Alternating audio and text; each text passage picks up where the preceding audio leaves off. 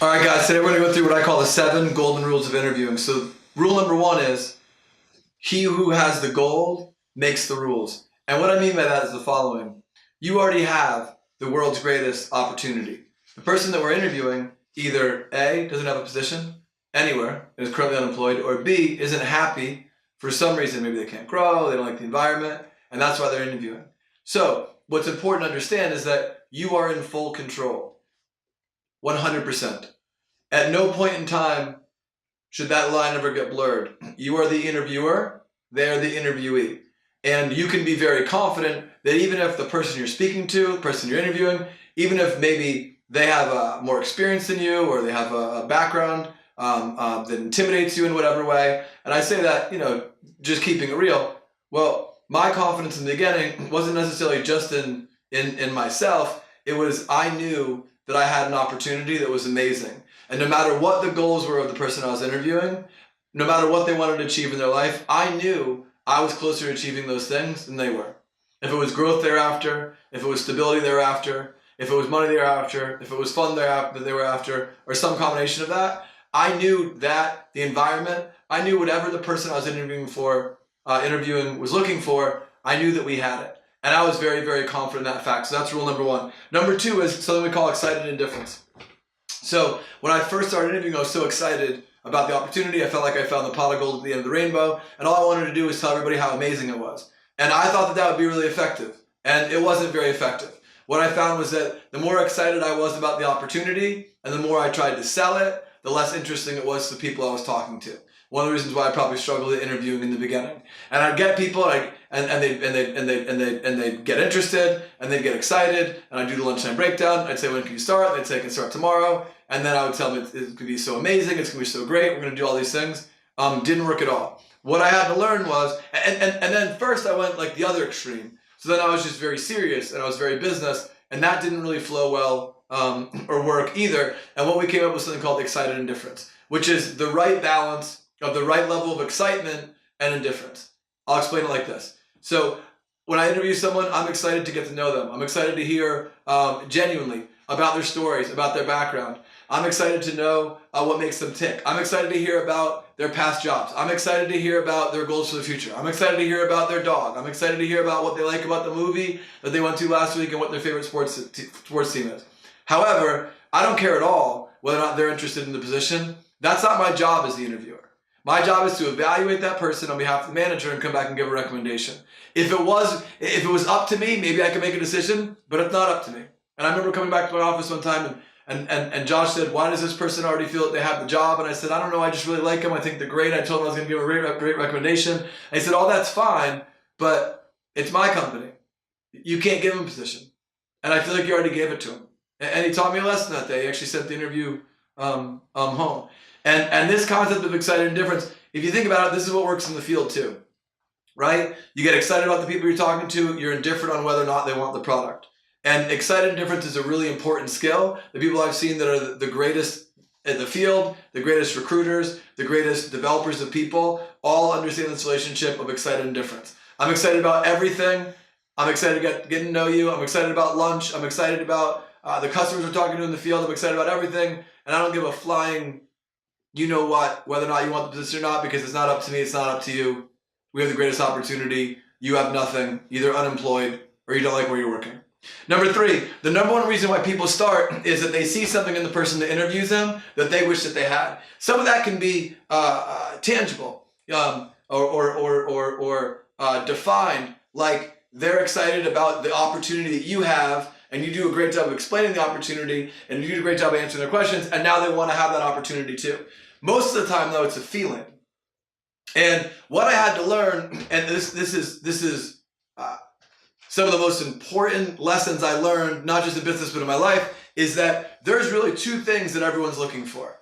And people think that they need a bunch of other stuff that will give them these 2 things. They think by having fancy cars or by moving, they think that having a beautiful boyfriend or girlfriend, they're going to get these things. But really, in reality, if you look at the people who've been able to attract the most people to them, and when we talk about interviewing, we're really talking about recruiting and attracting talent, there's 2 things that people are looking for.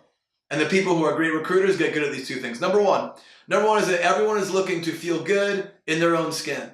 It sounds really simple. Most people are very uncomfortable in with themselves. I mean, you guys talk to the public every single day. What percentage of the general public is really feeling great about themselves? How often do you run into someone throughout the day and think, man, I wish I felt the way that that person feels? They seem so comfortable. They seem so confident. They seem like they feel so good. Probably not that often. And when you do, oftentimes those are your buyers, because maybe you're the first positive person they've talked to in a couple hours too. So people are all looking for that. They want to feel comfortable. Number two thing everyone's looking for is they want to feel what we call hope. They want to feel like there are brighter days ahead. If I continue on the path I'm on, that there's brighter days ahead. And when you look at who wins political elections, you look at who builds companies the fastest. There's been a huge tech war between all these companies out in Silicon Valley. Well, who does the attracting? You look at someone like Elon Musk. Elon Musk is very comfortable in his own skin, talking about SpaceX and going to the moon and saving the environment. These are motivational messages. If you look at the last two people who won United States presidential elections, both of them, very different personalities, both of them very comfortable with who they were and had the same message, which is that it's going to be better. It was hope and change. It was make the country great again. Throwing politics out the window, what you can say is, 50 million people voted for each one of those individuals. So drawing from the lessons of that, I need to make sure that I am 100% of the time being a representative of these two things. So when we talk about making sure your attitude's right, part of the reason why that's so important is because people have to want to be you. And the number reason why people start is they either want to feel the way that you feel right now, the way you're projecting, or they want to be as excited about the future as you are about the future, because the two things everyone's looking for are to feel excited and good about where they are right now, comfortable in their own skin, and they want to feel excited about where they're going in the future. That's called hope. Number 4, you want to really learn how to relate the business, which is going to be an abstract concept to people, to something concrete in their life. It'll make it make more sense. So, example, if I have Marquise Aiken and he played in the NFL and I'm breaking down the training program, I might describe the first phase account executive as that's like a tryout, and I might describe the second phase corporate trainer as now you made the team. I might describe assistant owner or junior executive as the captain of the team, and the owner's the coach or the manager's the coach. And by taking something that's abstract, the training program that's probably not what they learned in school, they didn't anticipate going into a business like this, seeing a structure like that, to take that and relate it to something concrete in someone's life, it can make a huge difference, right? Or maybe the person was in a sorority and it was like they were Russian and then they became, they were a pledge, and then they became a member, and then maybe they were the head of recruitment, or they were the head of marketing, or they were the CFO of the sorority, and then they became the president of the sorority. Anytime you can take, and not just on the interview, I mean, you're going to be doing this for the rest of their career. As I talk to Marquise, a lot of the analogies come back to football. A lot of our talks come back to football. Because if I can get someone, and that's even a whole nother level, someone who's had a lot of success in something before, and I can get him back in that mindset, and by talking about his football career and reminding him about the tough times he had when he was in the lower levels and what it was like making transitions, well, if I can do that, not only am I going to make the business more concrete and make more sense, but I'm also going to bring him back to a time where he was super confident, where he had a lot of success, and there's a lot of positives with that as well. So that's number 4. Number 5 is a great intro short story makes for an easy presentation. And what I mean by that is the better something is set up, and the intro short story to conversations in general is super important. We could probably do a whole series of videos just on that. But I'll use a real concrete example. So when you're in the field and the intro short story goes really well, there's a connection made and the conversation has a good flow and a good pace, and you know when you put the iPad in their hand, or you put the pitch card in their hand, or you start whatever the presentation is, you already know you have a sale. If the person qualifies, as long as their card runs and it has the money on it, they're going to sign up because the great intro short story makes for an easy presentation. Years ago, I was in the field in Birmingham, Alabama, with one of my business partners, Jake. And Jake and I were pitching this neighborhood, and we're Terrell Owens, who's a former wide receiver for the Philadelphia Eagles over here in the States, plays in the NFL. And we knew that his mother lived in the neighborhood because everyone was talking about it. And so when we knocked on her door, we had an unfair advantage because we already knew a piece of information. So our pitch went something like this. Hey, how you doing? Sorry to bother you. We're selling coupons for Papa John's, a VIP card, 2-for-1 pizzas for Papa John's. Hey, really sorry to bother you. You probably don't qualify. We're actually doing a promotion only for parents of professional athletes. If you know anybody, please let us know. Other than that, have a great day. And she stops in the middle and she goes, oh my God, my son plays professional sports. I said, well, it can't be baseball, it can't be hockey. She goes, no, he plays football. And I said, no way. He's got to play on offense. She goes, yeah, he's wide receiver. I said, let me show you what we're doing. In that moment, she really felt like it was for her, She really felt like they're looking for me. Well, the intro short story of the day of observation is like the first, 20 minutes, 30 minutes.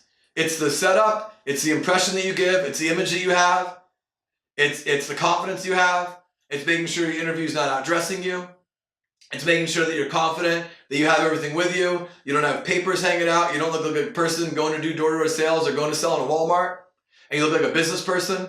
And they're going to make an evaluation of you right away. They're either going to judge you and say, why is this kid interviewing me if you're a little bit younger? Or they're going to say, this person's like the next Zuckerberg.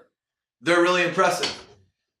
And they're going to make that evaluation really, really quickly. So it's the setup. It's the walkout. And we'll unpack this in later videos more. It's the resume breakdown where I develop all those qualifying questions. And it's my company history that I explain on the way to the field.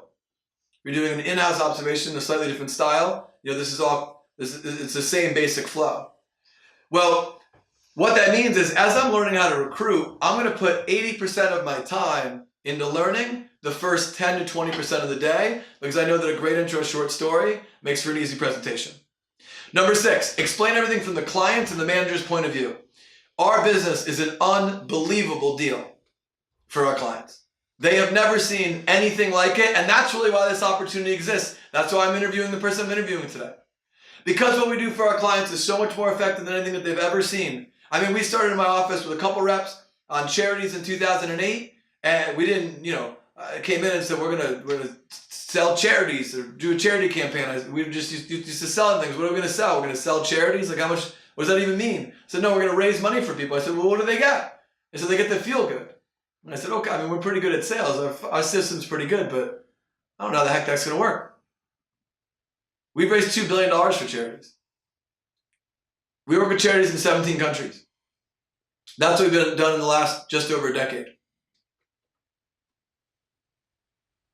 We started working with Comcast, one of the largest companies in the world. Gavin Walsh's office down in Miami with 7 people in 4 stores. Today we have 600 people in that campaign. We're something like 5% of their overall revenue. One of the biggest companies in the world. What we do for our clients, they've never seen anything like it. It's an unbelievable deal for them. And for our managers, it's a pretty darn good deal too. So when people ask me questions, I'm always going to put things onto the client's or the manager's point of view. So someone asks me, why do you guys work Saturdays? Well, that's a great question. Let's say you were the manager and you had this problem where the clients needed you to open up 40 offices, find out what your company's goals are. In my office, there was 40 offices in 12 months when we first got to London. We need to open up 40 offices in the next 12 months.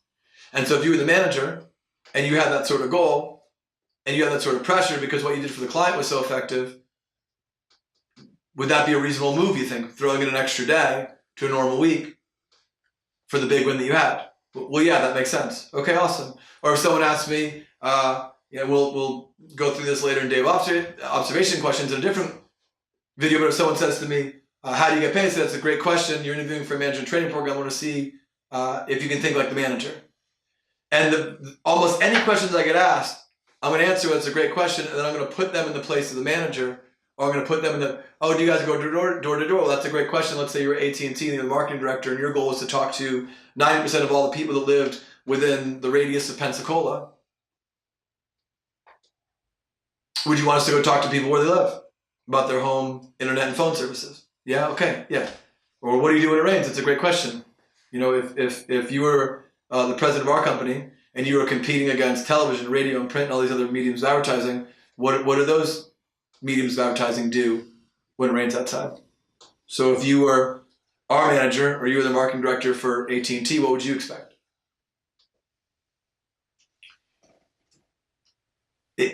It's a really good deal for you guys in the field because of everything you learned and the opportunity you have and the money you can make these days.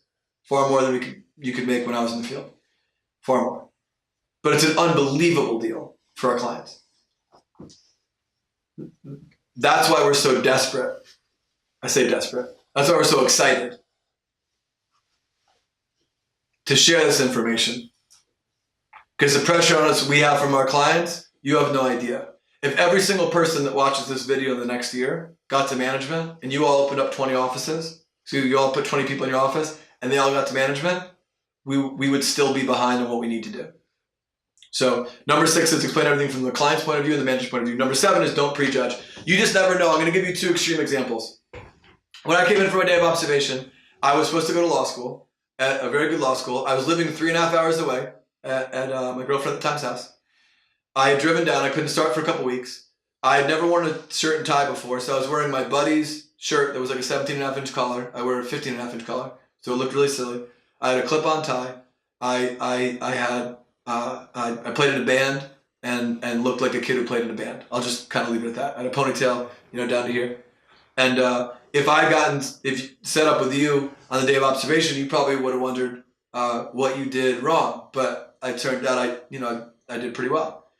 Jesse Young, one of my mentors, he came to his interview. Other extreme, he was president of his class at Brown University. He showed up at his day of observation in a Porsche. Well, the gentleman who took him on an observation had a very different upbringing, lived in 19 houses by the time he was 21, from rough part of Boston. I thank God every day that not only did Derek not prejudge Jesse, but that my leader didn't prejudge me. You never know, and I'll tell you the honest to God truth. Even people with the experience that we have, all the people on these videos, we don't really know. There's times someone starts, we think that they're going to be amazing. They're not. There's times we don't think people are going to do well at all, and they do. So if we don't know, then you definitely don't know, and you just never know. And plus, your job isn't to be the decision maker because it's not your company yet, but your job is to form a great evaluation. So those are my 7 golden rules of interviewing, and hope you guys listen to the video and get a lot out of it.